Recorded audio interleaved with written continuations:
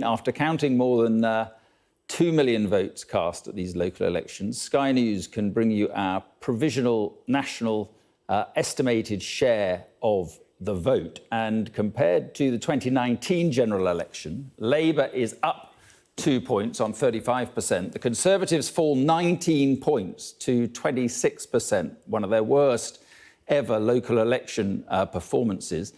What about the Lib Dems? They rise 5 to 16%, and other parties, including the SNP, Plaid Cymru, Greens and Reform, are on 22%, up 12 points. Now, the figures assume that votes for the nationalist parties in Scotland and Wales, places where no local elections took place, are unchanged from the previous election. Now, the same applies to the 18 seats in Northern Ireland.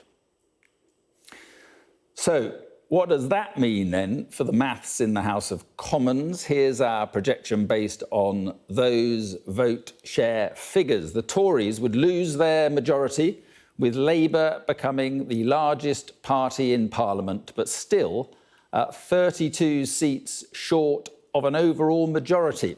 So Keir Starmer would finish with 294, a gain of 93 seats. The Tories would lose 130 seats to finish with 242. The Lib Dems rise 30 to 38 seats. The large vote for others highlights that growing tendency in local elections for some voters to support that range of smaller parties.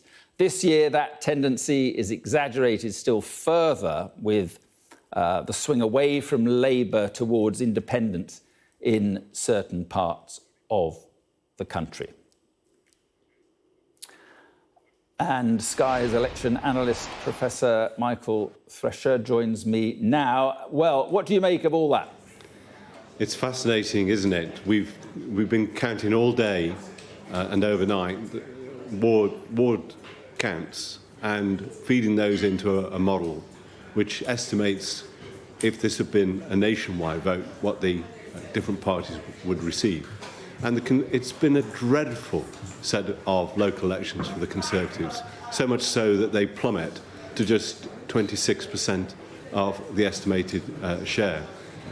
But the fall for the Conservatives has not entirely gone to Labour. Labour is only marginally up on the 2019 general election on these figures, and it's the other parties that have benefited because of that. And of course, when we take those numbers and use the assumption that the swing is uniform across all of the constituencies, this is what we get. We see, although Labour has made gains and the Conservatives made 130 losses, Labour is still short of that 326 seats it needs to form a majority Labour government. And that tells us a great deal about the scale of the task facing Labour as we near that next general election.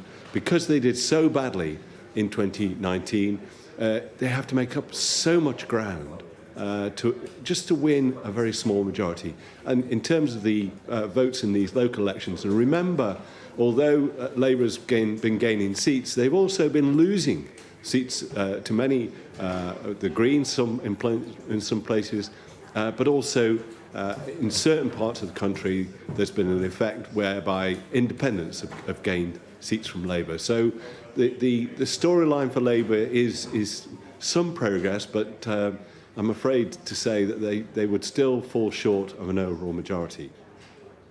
OK, Michael, thanks very much indeed.